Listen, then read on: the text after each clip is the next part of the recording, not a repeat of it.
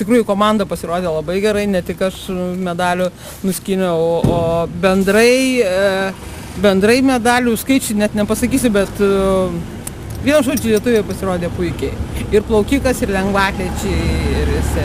O šiaip tai 28 šalys buvo.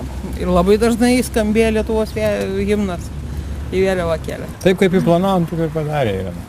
Sakė, kad bus gerai. Ja. 6-18, tai šį sezoną yra praktiškai 2 metų beveik sezoną. Ir su nelankščia kartim. Jo, su nelankščia kartim.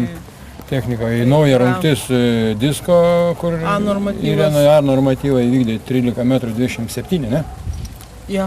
Tai A normatyvas 13 m, tai yra gan neblogi rezultatai. Gan geri. Oi, bulkučių olandiškų tai prisivalgėm. Pilnai. Na, šiaip viskas iš tikrųjų gerai galvota žmonėm.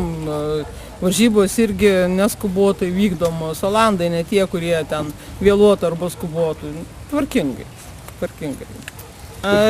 Rutulio yra problema ta, kad rutulys mūsų grupėje yra išimtas, kai sporto rungtis, bet yra 54 likusi diskas ir ietis.